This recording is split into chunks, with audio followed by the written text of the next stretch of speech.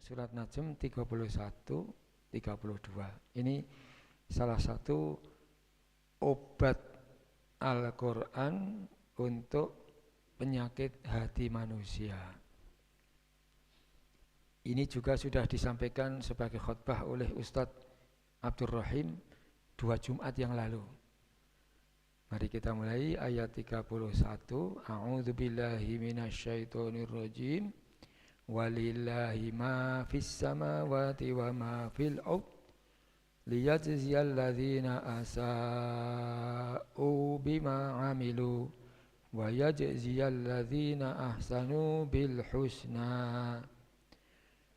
Walillahi milik Allah, kepunyaan Allah, ma segala apa saja yang ada fis samawati, yang ada di seluruh langit.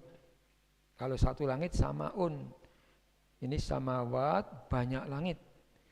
Wa ma fil ard, dan segala apa saja yang ada di bumi, di permukaan bumi maupun di dalam bumi, semuanya hakikatnya milik Allah Subhanahu wa taala. Liyajziya, supaya Allah membalas alladzina, kepada orang banyak, asa'u, yang mereka berbuat jahat, bima amilu, terhadap apa yang telah kejahatan yang mereka lakukan. Jadi tidak ada catatan sekecil apapun yang tidak tercatat oleh malaikat Raqib Atid. Ya, kowe ya. Sekecil apapun perbuatan manusia tercatat. Tidak ada yang terlewat, baik perbuatan jahat maupun perbuatan amal soleh, semuanya tercatat. Maka Allah akan membalas perbuatan jahat manusia sesuai dengan kejahatannya. Wa yajziyal ladzina ahsanu, dan Allah akan membalas alladzina, kepada orang banyak, ahsanu, terima kasih, yang mereka berbuat kebaikan, bil husna, dengan balasan yang lebih baik dari perbuatan kebaikan yang dilakukannya. Jadi kebaikan itu oleh Allah diberi pahala lipat 10 kali, Masya Allah. Jadi kebaikannya dibalas lipat 10 kali. Betapa maha murahnya Allah Subhanahu wa taala. Kalau kejahatan dibalas seirama, sepadan dengan kejahatannya. Tetapi kalau kebaikan dilipat gandakan 10 kali.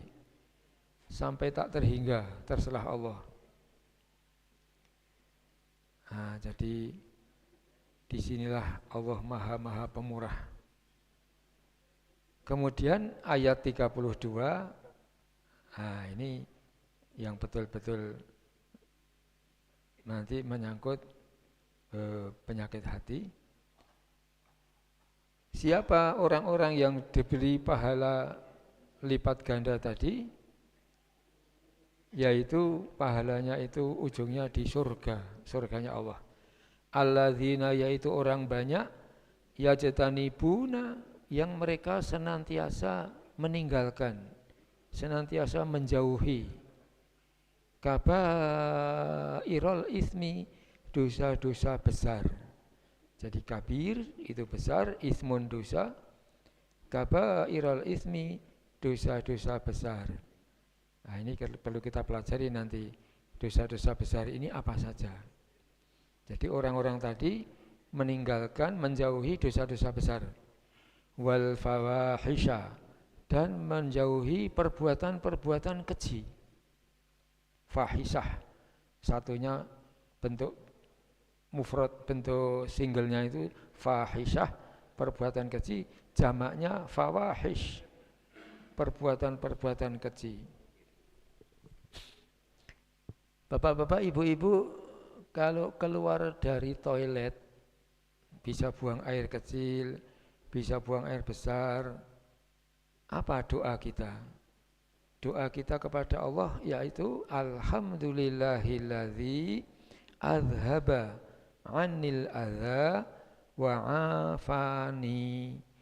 Segala puji Allah, segala puji bagi Allah Alladzi Allah yang azhaba telah menghilangkan adza penyakit dari diriku.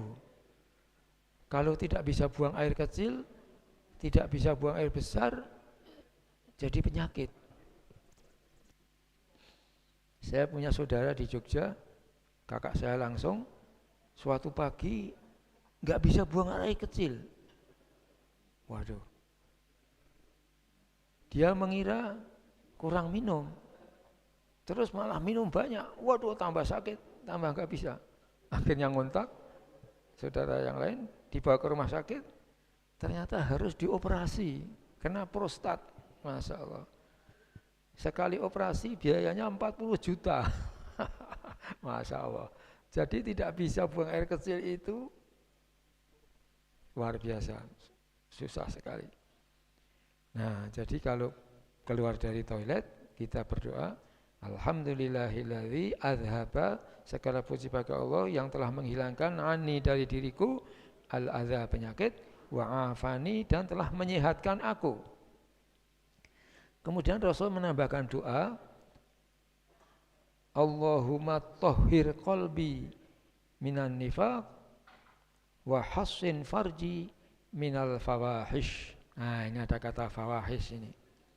Allahumma ya Allah, tahhir qalbi, bersihkan hatiku minan nifaq, dari sifat munafik.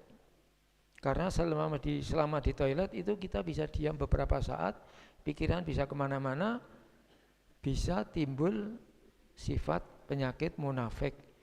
Munafik ada 4, kalau berkata bohong, kalau berjanji menyelisihi janji, kalau diberi amanat khianat, yang keempat kalau berdebat mencari titik temu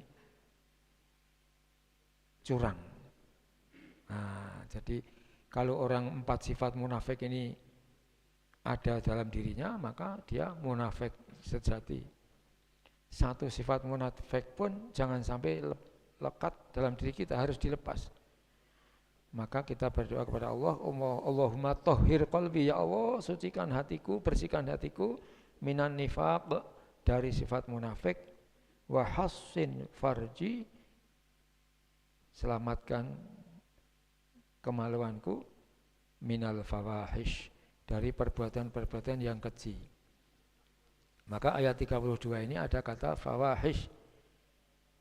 Orang-orang yang diberi pahala balasan Allah lipat ganda tadi dengan berada di surga, yang alladzina ahsanu, orang banyak berbuat kebaikan, dibalas yadzia, Allah membalas, senantiasa membalas dia bil husna, dengan balasan yang lebih baik dari perbuatan baiknya tadi, yaitu surganya Allah, yaitu kepada orang-orang yang alladzina, orang banyak, yajtanibuna, yang mereka senantiasa menjauhi kabairul itsmi, dosa-dosa besar.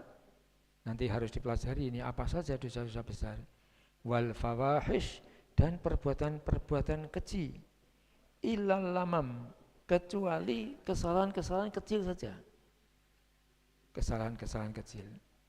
Inna sungguh rabbaka Tuhanmu wasi'ul maghfirah, sangat-sangat luas ampunannya. Ampunan Allah sangat-sangat luas. Huwa, dia Allah, a'lamu, maha mengetahui, bikum, dengan keadaanmu wahai manusia, id, ketika ansha'a, Allah menumbuhkan. Jadi nasha'a itu tumbuh, ansha'a menumbuhkan, kum, kepada kamu sekalian, minal ard, dari bumi. Kita ini, fisik kita ini dari bumi. Sudah diterangkan oleh Profesor Yuwono beberapa kali pertemuan di sini. Manusia itu berasal dari saripati bumi.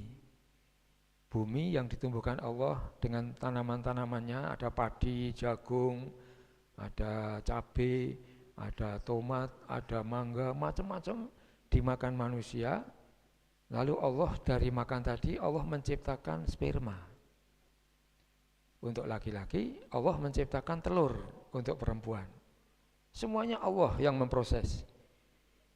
Yang menghidupkan bumi Allah, yang membuat buah-buahan tadi juga Allah.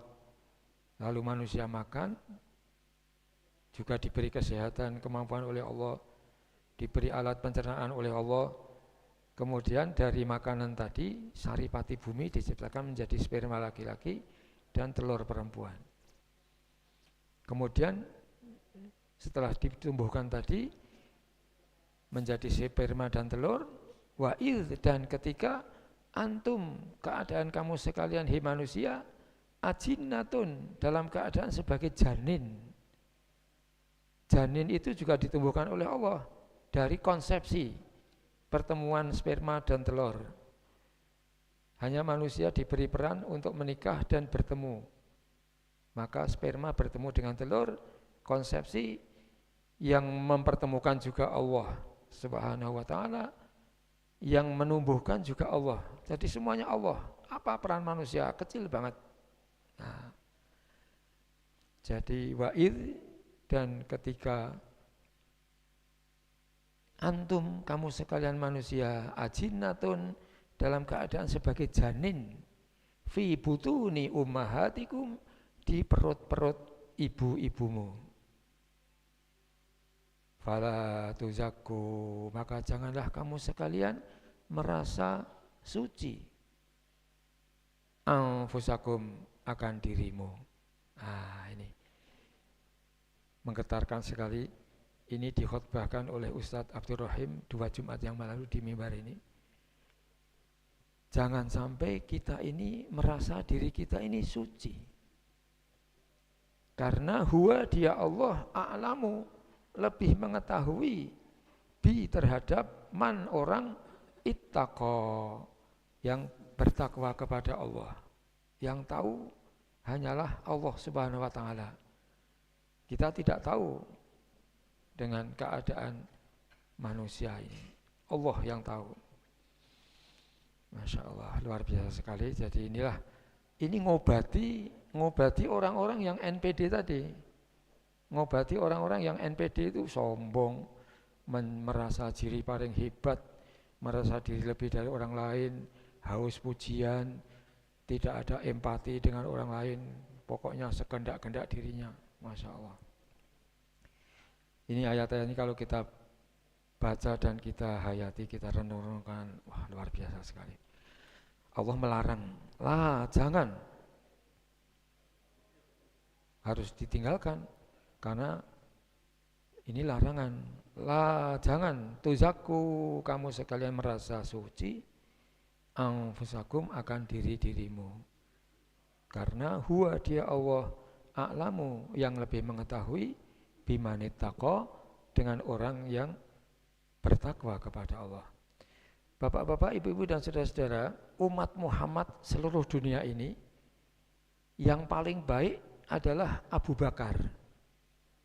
Seluruh umat manusia ini, umat Muhammad ini, yang paling baik adalah Abu Bakar. Kenapa? Karena Rasulullah Muhammad SAW mempercayai Abu Bakar sebagai imam. Ketika Rasul sakit, Abu Bakar jadi imam. Dan Abu Bakar ini laki-laki pertama dari generasi orang tua yang beriman dengan Rasul. Yang dari ibu-ibu tua ini Siti Khadijah. Bapak-bapak yang senior ini Abu Bakar. Yang junior pemudanya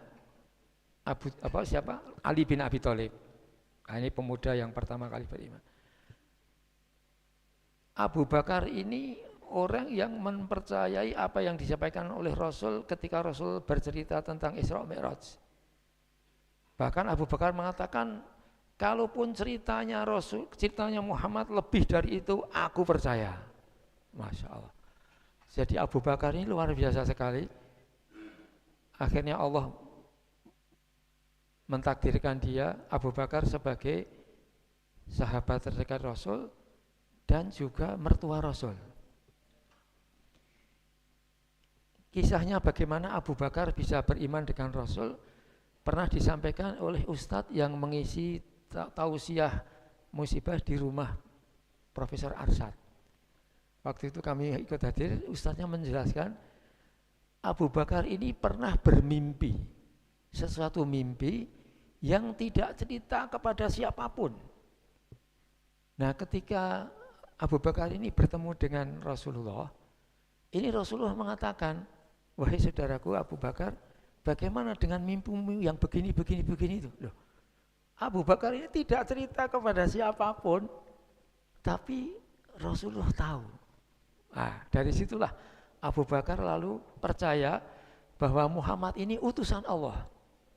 Muhammad ini diberi wahyu oleh Allah. Tahu apa yang saya mimpikan, yang tidak saya ceritakan kepada siapapun. Masya Allah. Nah, di situlah awalnya Abu Bakar percaya kepada Rasul. Suatu ketika Abu Bakar pernah minta doa kepada Rasulullah. Wahai Rasulullah, tolong aku dikasih doa. Yang doa ini nanti selalu akan baca. Aku akan doa kepada Allah. Rasul mengatakan, kul, katakanlah wahai sahabatku Abu Bakar, Allahumma inni zalamtu nafsi zulman katsira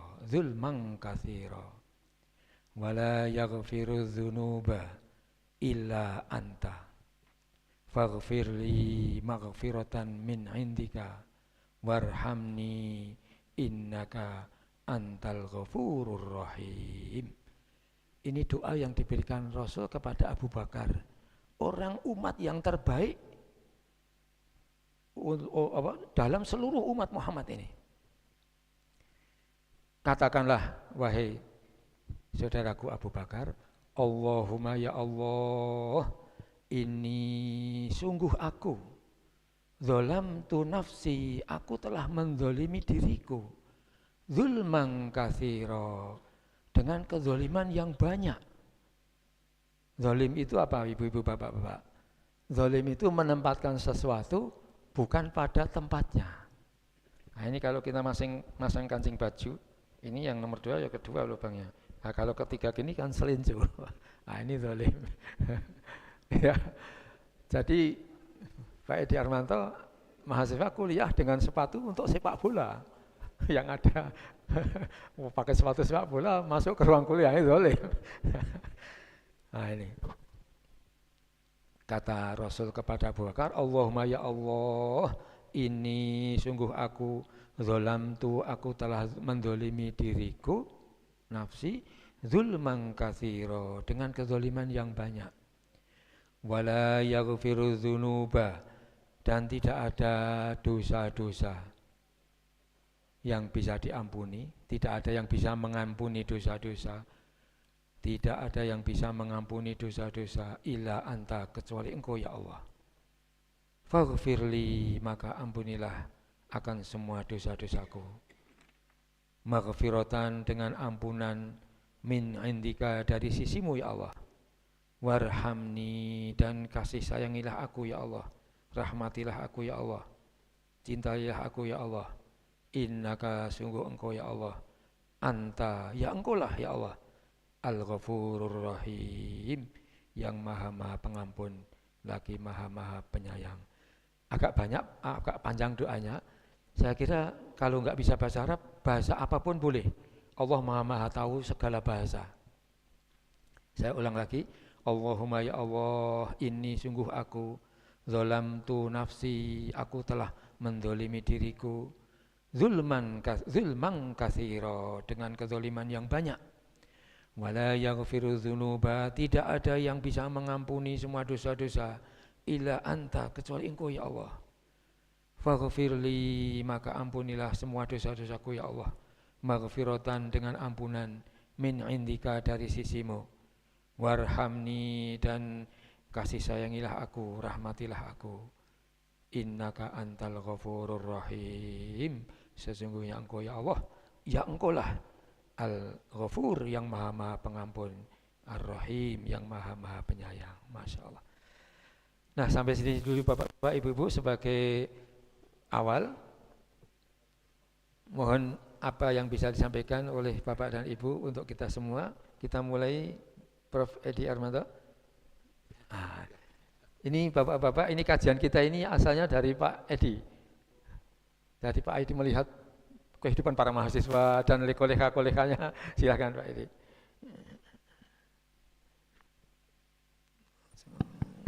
Assalamualaikum warahmatullahi wabarakatuh. Waalaikumsalam warahmatullahi Ibu dan Bapak sekalian, ini sebetulnya pesan sponsor, saya pesan kepada Ustaz Burhan, bisa dikaji narsis ini. Narsis. Nah, jadi Ibu dan Bapak sekalian, kita mau tidak mau ya, mau tidak mau harus mengikuti gayanya anak-anak muda sekarang ya, istilah-istilah yang muncul. Nah, mau tidak mau ya.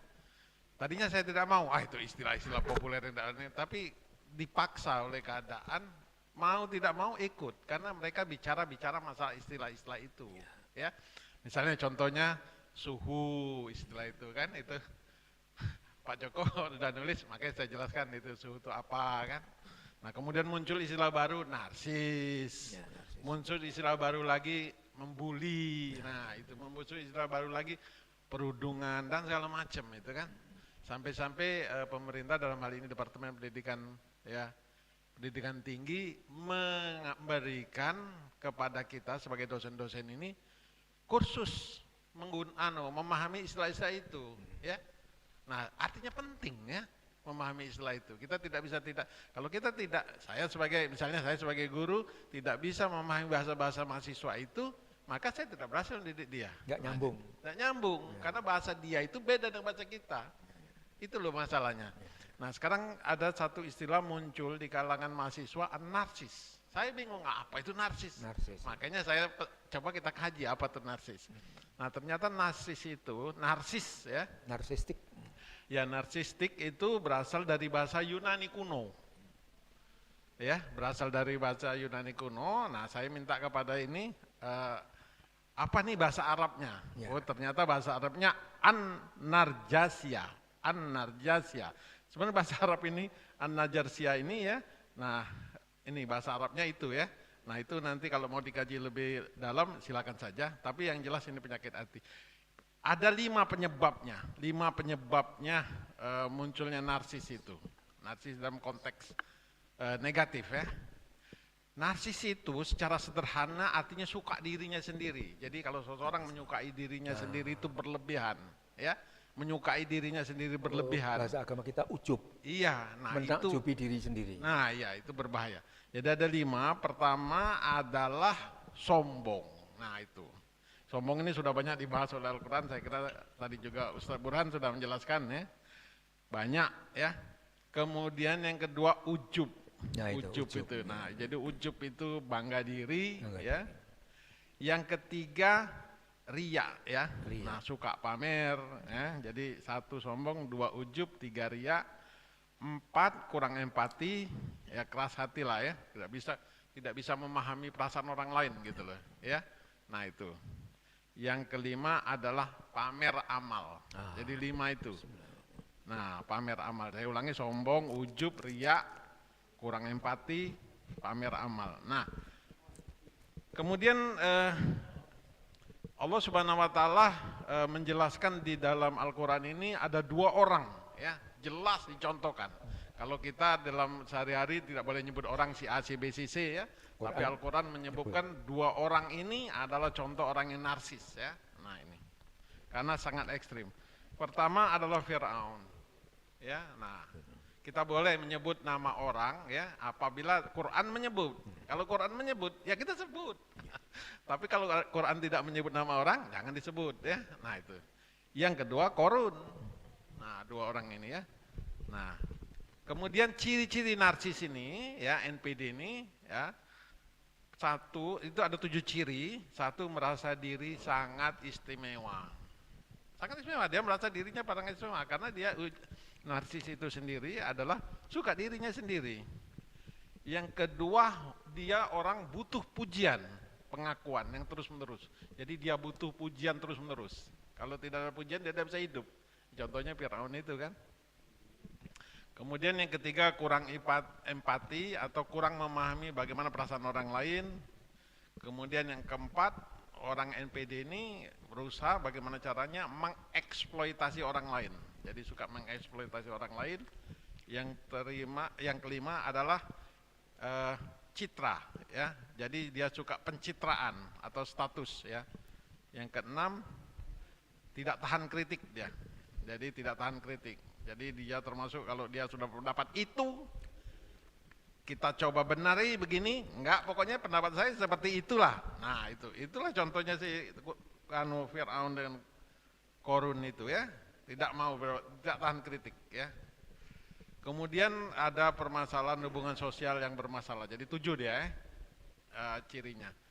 Nah, kemudian cara mengobatinya, sebenarnya cara mengobatinya itu ada 5, adalah yang pertama ya kita menyadari dulu, ya, introspeksi diri. Tadi sudah disebut oleh Ustaz Burhan, ya, bahwasannya siapa diri kita. Tadi sudah dikatakan bahwasannya kita ini hanyalah hamba Allah yang lemah dan ada yang lebih daripada kita, ya.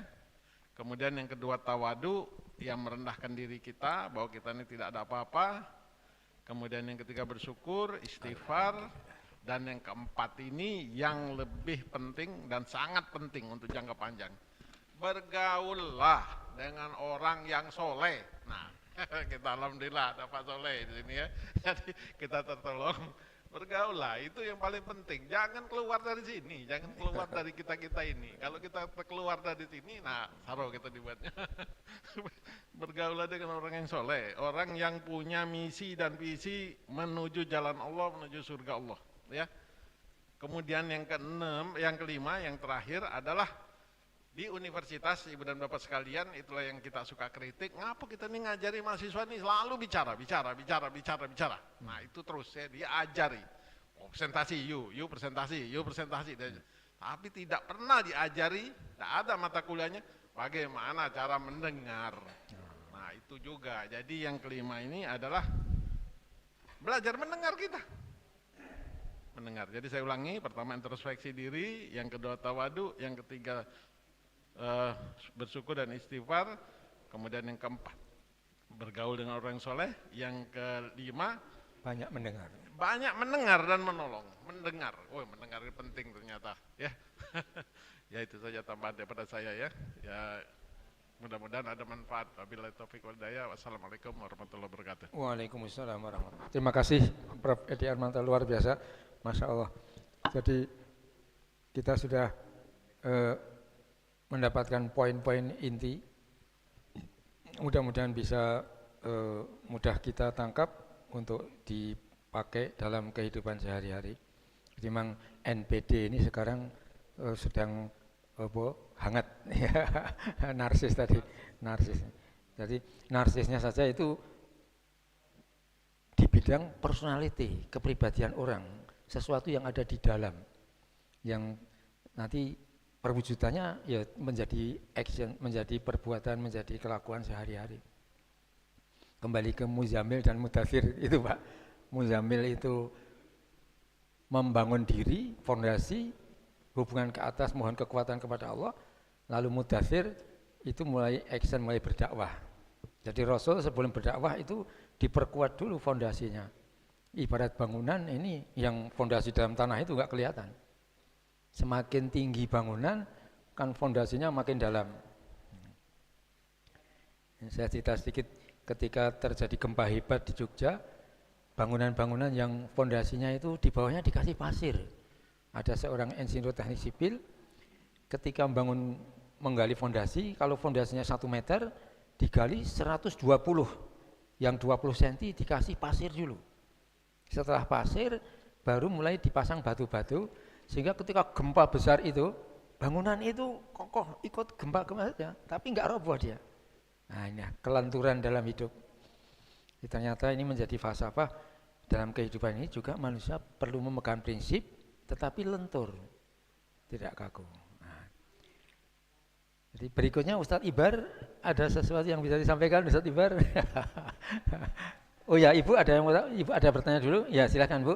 Mohon Pak Ambali, mic-nya. Ini ada Bu Jalil ingin menyampaikan sesuatu. Oh ini ya, nanti sana. Ini Ibar, Ustadz Ibar. Ya silakan Ibu Jalil, ini suara Women First. Terima kasih waktu yang telah diberikan. Bismillahirrahmanirrahim. Begini Bu mic-nya. Ukuran gini ya, mantap. Ya. Terima kasih waktu yang telah diberikan. Ini saya mau menanyakan masalah dosa besar dan perbuatan keji. Ya. Nah, untuk zaman dahulu misalkan dosa besar seperti membunuh, berbuat zina. Nah, kalau berhubungan dengan zaman sekarang, bagaimana yang termasuk dosa besar dan perbuatan keji serta dosa-dosa kecil bila dihubungkan dengan riya, ujub. Nah, itu gimana itu hubungannya? Riya, ujub itu bisa termasuk dosa-dosa kecil. Kalau kecil bertumpuk-tumpuk kan lama-lama besar. Bagaimana untuk saya minta penjelasannya kalau dihubungkan dengan riya, ujub. Terima kasih. Assalamualaikum warahmatullahi wabarakatuh. Waalaikumsalam warahmatullahi wabarakatuh. Masya Allah, luar biasa sekali pertanyaannya. Jadi ini memang dosa-dosa besar, kemudian fawahish, perbuatan-perbuatan keji. Mungkin Ustadz Ibar bisa membantu tentang dosa-dosa besar dan fawahish, perbuatan-perbuatan keji ini. Terus nanti termasuk dosa-dosa kecil, al-lamam. Karena al-lamam ini disebutkan oleh Al-Quran, kalau orang itu tidak melakukan yang dosa-dosa besar dan fahisah tadi, hanya yang dosa-dosa kecil, itu termasuk orang yang baik. Karena kalau ditotal gitu, kebaikannya masih lebih banyak.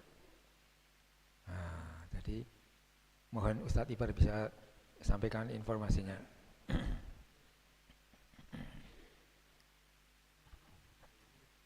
Bismillahirrahmanirrahim. Assalamualaikum warahmatullahi wabarakatuh. Waalaikumsalam warahmatullahi wabarakatuh.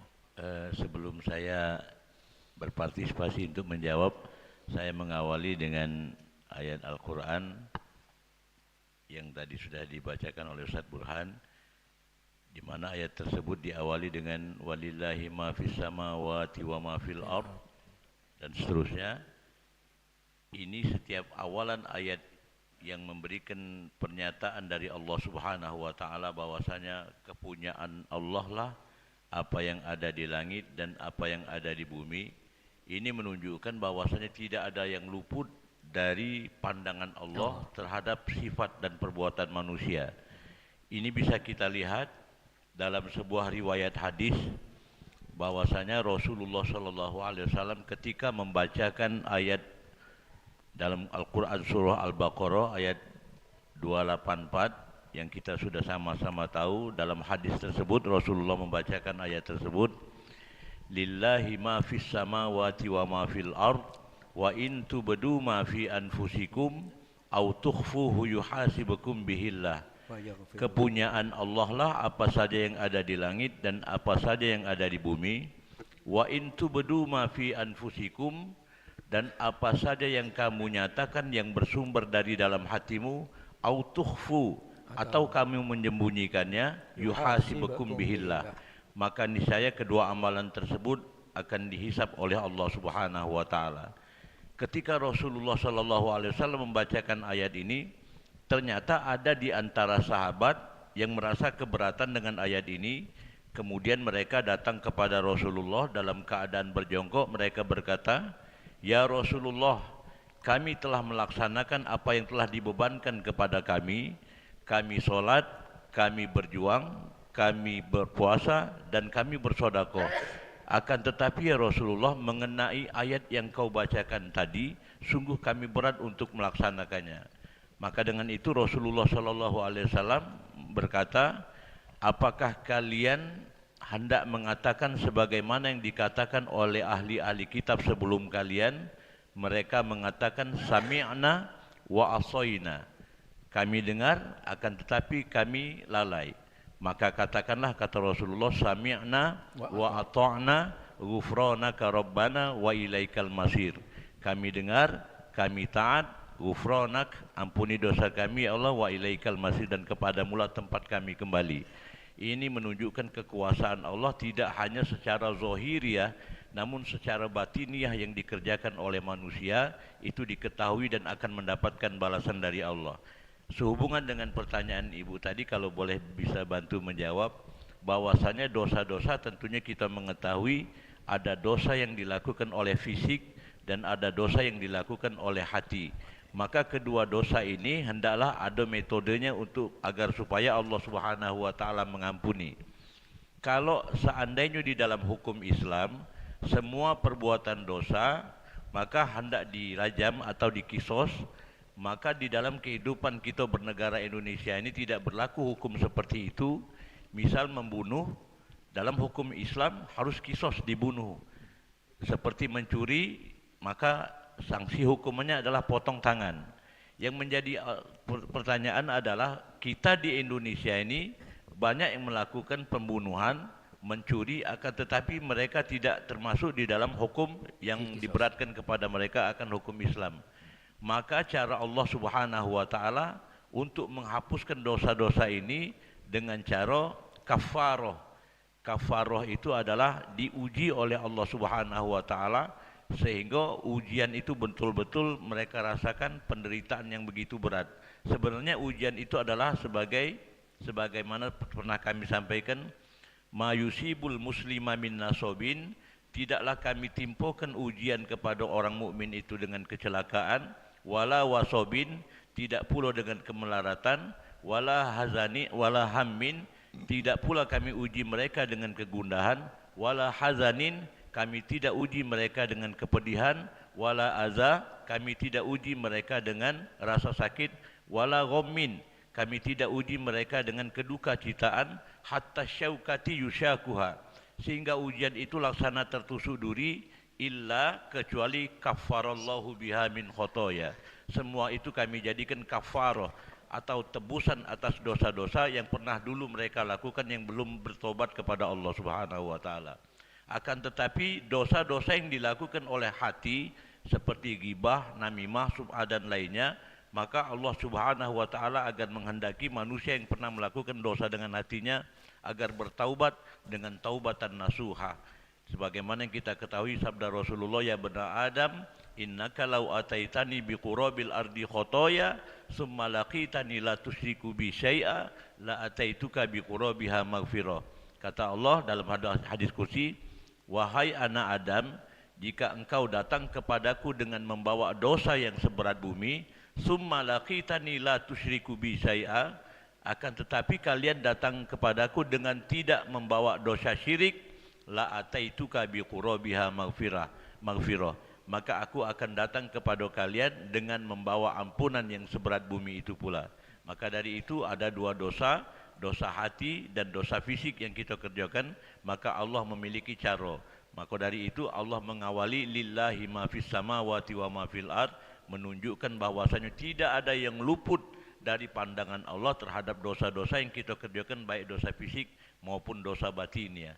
Dan kemudian mengenai apa yang telah disampaikan oleh Prof. Edi tadi, saya sangat sepakat sekali Prof, bahwasanya sepertinya kita mesti harus melebur kepada bahasa-bahasa pemuda sebagaimana ayat Allah, wa ma arsalna mir rasulin illa bilisani qaumi. Rasul itu menyampaikan segala sesuatu itu kepada umat itu sesuai dengan bahasa kaumnya. Maka dari itu terkadang kita juga turut berpartisipasi mengenal dengan istilah NPD, Narcissistic Personality Disorder, atau gangguan kepribadian narsistik, yang tentunya ini juga menjadi bagian dan salah satu sebagaimana disampaikan Ustadz Burhan, wa nunazzilu minal Qur'an ma huwa syifa'u wa rahmatul lil mu'minin wa la yaziduz zalimina illa khasyara, adalah bagian daripada bagaimana untuk mengobati hati adalah dengan Al-Quran. Kami turunkan Al-Quran itu sebagai obat dan rahmat bagi orang mukmin, wala yaziduz zalimina illa khasyara, dan tidaklah bertambah kepada orang-orang yang zalim itu kecuali kerugian. Maka dari itu menurut hemat kami, narsistik ini adalah salah satu karakteristik. Jadi beberapa ahli psikologi menyebutkan ini sangat sulit untuk diperbaiki karena narsistik itu sendiri memiliki sifat yang namanya minimnya empati. Dia sendiri tidak merasa kalau dirinya itu bersalah. Bahkan kalau disalahkan mereka lebih cenderung kepada playing victim. membalikkan kesalahan yang ditujukan kepadanya, dituduhkan juga kepada orang lain yang melakukan hal yang sama. Mungkin itu Ustaz. Terima kasih Ya. Ustaz Ibar, Masya Allah luar biasa sekali. Jadi Rasul diutus dengan bahasa umatnya, jadi mesti nyambung Pak ya. Nah, jadi ada ini, terima kasih informasinya Ustaz Ibar. Pak Joko ingin menyampaikan? Assalamualaikum warahmatullahi wabarakatuh. Waalaikumsalam warahmatullahi wabarakatuh. Mudah-mudahan kita sentiasa dalam maghfirahnya Amin ya rabbal dan sentiasa memperoleh hikmah-hikmah yang lebih besar.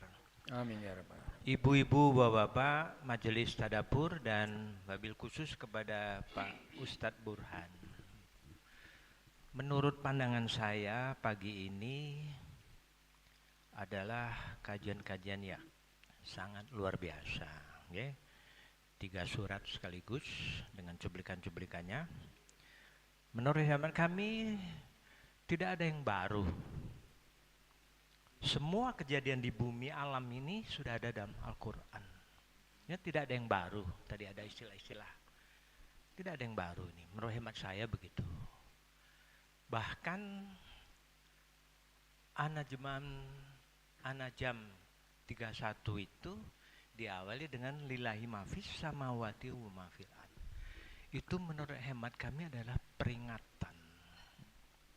Peringatan yang sangat dalam dan besar bahwa segala bumi dan isinya itu adalah sepengetahuan dan milik Allah. Itu peringatan.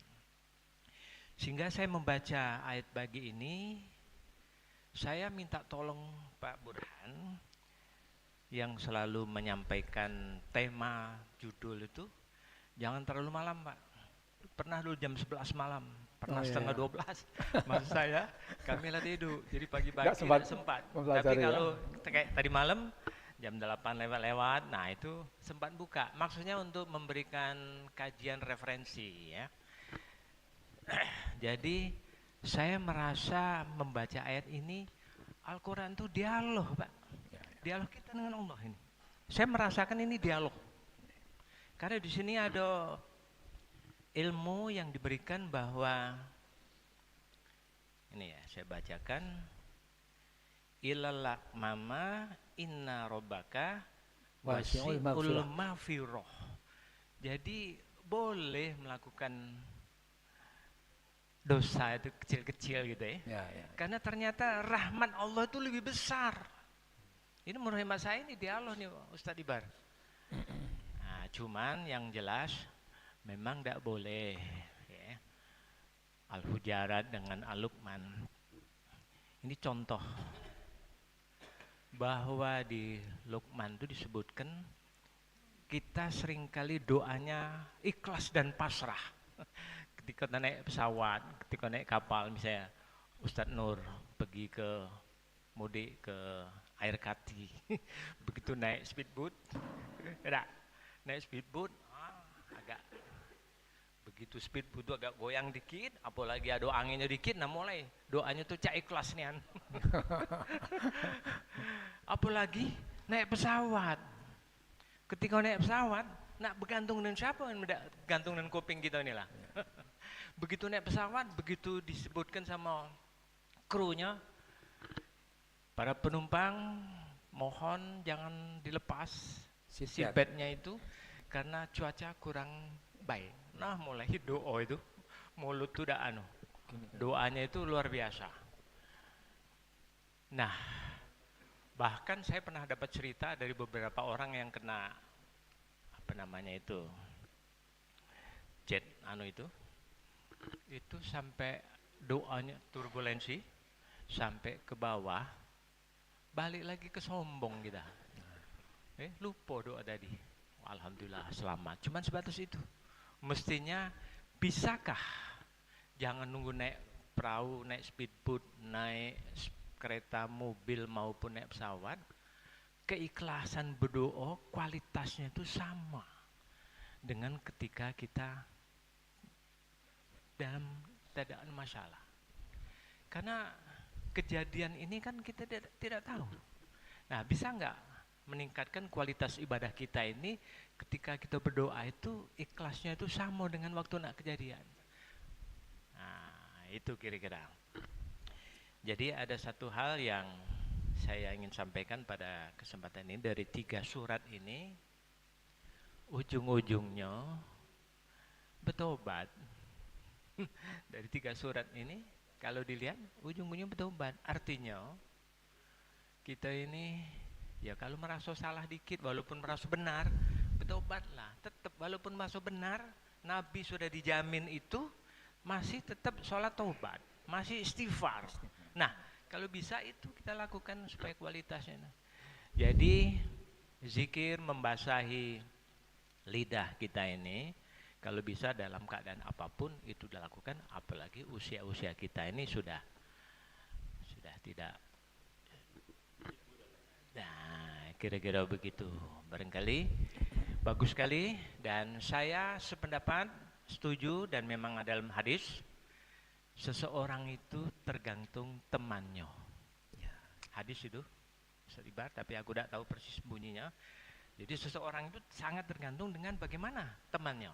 Kalau dia temannya Gojek, ya tentu dunia Gojek dan seterusnya. Nah, jadi artinya memang bertemanlah, bergaullah dengan orang-orang.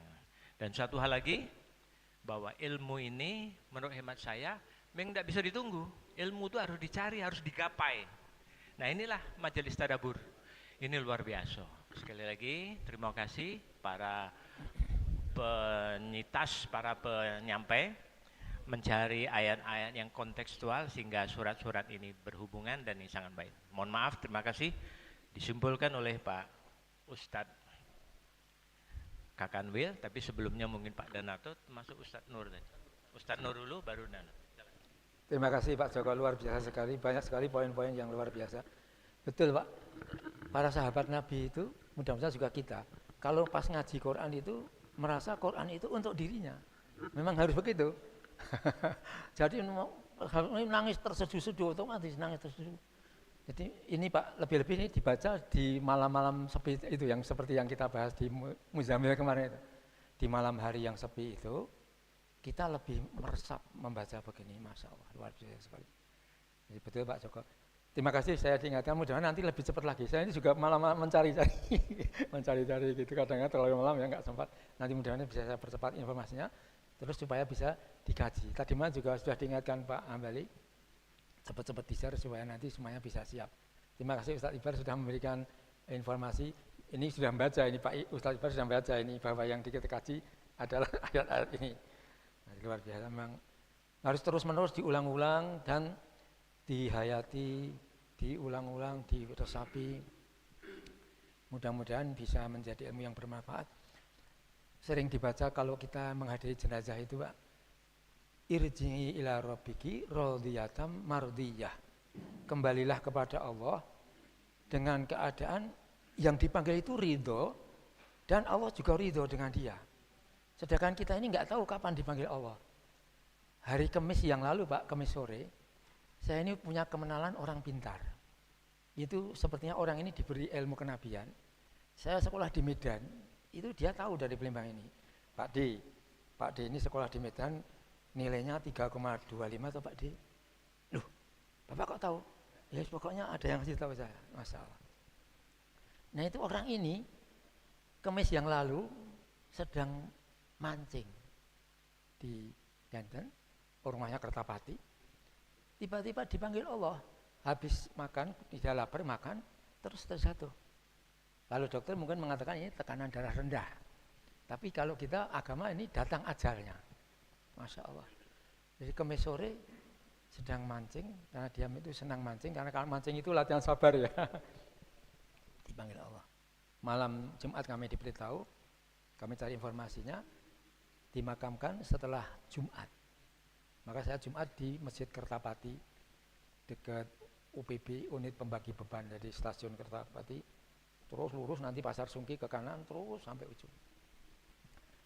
Jadi habis sholat Jumat itu jenazah yang menyolatkan jamaah Jumat, Masya Allah banyak sekali. Waduh, saya kehilangan kawan yang sangat banyak menolong. Kalau kami datang ke sana itu, saya batin sesuatu itu, dia itu tahu yang saya batin. Pak D itu mikir gini ya, Masya Allah. Jadi, nah ini, kita ini selalu diingatkan irji'i ila rabbiki radiyatan mardiyah. Kembalilah kepada Allah dalam keadaan yang dipanggil ridho, Allah juga ridho. Jadi nggak tahu kapan dipanggil, berarti kita berusaha terus supaya kalau dipanggil Allah ridho. Waduh, jadi ini perjuangan luar biasa sekali. Supaya betul Pak Joko, setiap saat, setiap waktu, supaya selalu ingat kepada Allah, supaya doa kita yang dimanapun seperti ketika naik pesawat itu, ketika naik speed, apalagi nyebrang Jawa Sumatera itu kalau sudah naik kapal, ya Allah selamatkanlah perjalanan kami. Mulai keluar dari rumah naik mobil, ya selamatkanlah ya Allah. Mudah-mudahan kapanpun kondisi apapun supaya aja seperti itu. Tapi memang disinilah perlu perjuangan. Ada waktu sedikit, Ustadz Nur sudah hadir atau Ustadz Pak Danarto, mohon bisa disumbangkan. Terakhir nanti Pak Ambali. Dari untuk kita, silakan Haji Danarto. Assalamualaikum warahmatullahi wabarakatuh. Waalaikumsalam. Alhamdulillah kajian pagi ini kita lebih cenderung ke masalah hati ini ya. Masalah hati. Kalau Pak Burhan tadi menyebutkan penyakit hati mafis sudur, apa-apa yang ada dalam hati. Ada dalam dada ya mungkin ataupun dalam hati. Penyakit ini karena manusia itu terdiri dari dua, ada badan, ada roh. Fisik dan rohani. Ya, jasad dan rohani.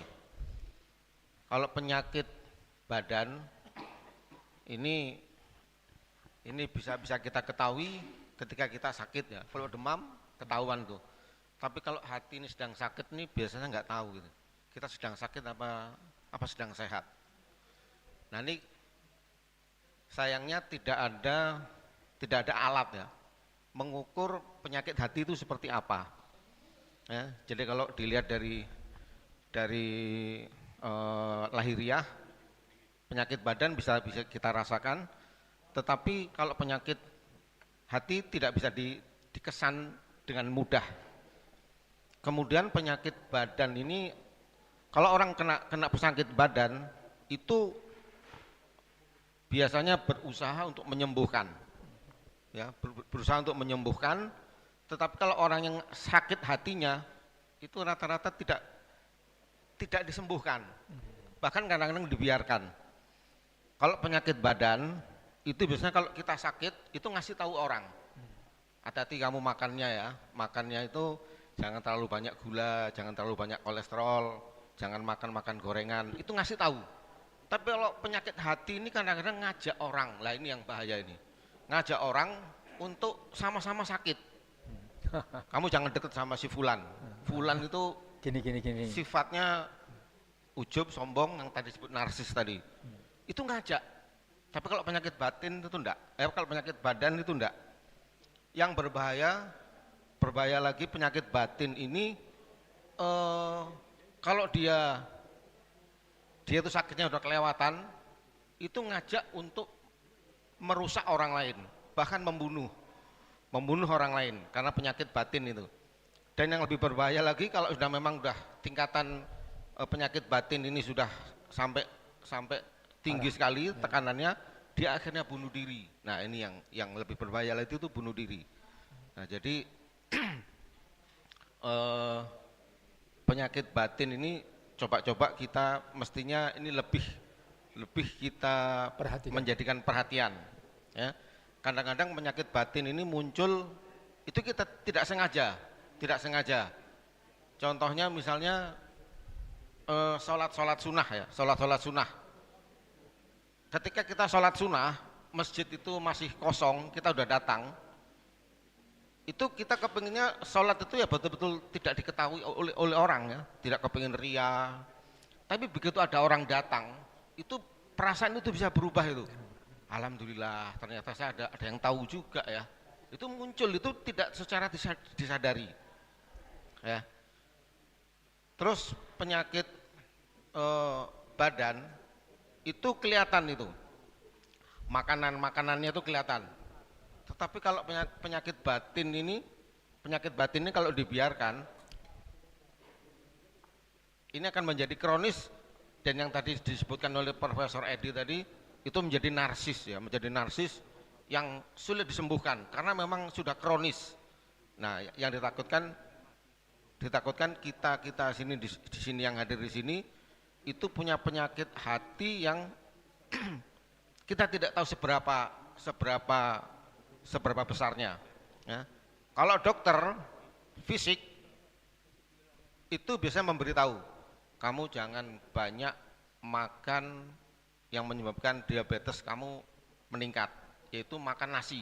Padahal makan nasi itu enggak apa-apa itu. Makan nasi itu boleh-boleh saja. Lu yang berbahaya itu ketika ada seorang yang tadi disebut oleh Pak Burhan itu bisa melihat seseorang, penyakit seseorang, terus dia ngomong gini, kamu jangan melakukan sholat tahajud, karena sholat tahajud itu kalau kamu lakukan, maka karomah yang muncul pada diri kamu itu akan keluar, kamu timbul sombong. Jadi ada amalan-amalan yang memang hukumnya sunnah asalnya, itu ternyata tidak boleh dilakukan oleh orang-orang yang berpenyakit hati. Kalau zikir, oke, zikir itu banyak, tetapi karena banyak zikir terus muncul karomah itu, kelebihan-kelebihan itu, sehingga kita ngomong, ya, terus kita nggak senang dengan seseorang, terus kita ngomong gini, hati-hati kamu kalau sama saya ngelawan, kualat kamu. Benar ternyata itu terjadi. Itu sebab zikir-zikirnya itu. Nah, kalau seandainya ini kita tidak tahu ataupun tidak punya guru yang bisa memberitahu ini, itu amalan-amalan sunnah itu menjadi berbahaya. Bukan tidak boleh, tetapi berbahaya. Seperti ibaratnya makan nasi atau makan bayam itu boleh, tetapi karena kita sedang sakit, maka kita tidak boleh makan yang hukumnya sunnah. Makan yang hukumnya tidak haram ya, seperti makan nasi, makan gula, atau makan kacang panjang yang menyebabkan penyakit lebih besar. Nah, saya diberitahu oleh ada seorang guru, ya, seseorang itu beramal membaca Al-Quran silahkan itu boleh, tetapi yang berbahaya ketika membaca Al-Quran kemudian muncul kelebihan-kelebihan yang kita miliki sebab kita membaca Al-Quran tadi, terus itu menyebabkan rasa sombong. Nah, ini yang berbahaya. Ya, mungkin ini aja yang bisa saya tambahkan. Wallahu a'lam. Yuk silakan. Ya, terima kasih. Terakhir, ya. Hadis Nabi, kullu syai'in maziyah. Setiap sesuatu itu ada kelebihannya masing-masing. Jadi unsur peremehan itu kalau itu kita amalkan tidak ada. Yang mengatakan orang rendah, mengatakan saya pintar, semuanya ada kelebihannya. Orang yang bodoh ada kelebihannya, orang yang pintar juga ada kelebihannya. Saya kira itu kesimpulan pagi hari ini. Wassalamualaikum warahmatullahi wabarakatuh. Waalaikumsalam. Terima kasih. Memang ini dari Pak Haji tadi, godaan setan itu halus sekali Pak ya, luar biasa. Kita harus mohon pertolongan kepada Allah dari godaan setan. Mudah-mudahan yang kita kaji hari ini bermanfaat, menjadi ilmu yang bermanfaat. Kita akhiri dengan doa mengkaji Quran. Allahumma arhamna bil Quran waj'alhu lana imama wa nura wa huda wa rahmah. Allahumma dzakkirna minhu ma nasina wa 'allimna minhu ma jahilna warzuqna tilawatahu ana al-laili wa atrafan nahar waj'alhu lana hujjatan ya rabbal alamin. Subhanakallahumma wa bihamdika asyhadu an la ilaha illa anta astaghfiruka wa atubu ilaik. Terima kasih. Prof, enggak dibawa? Iya, Pak. Aku bawa.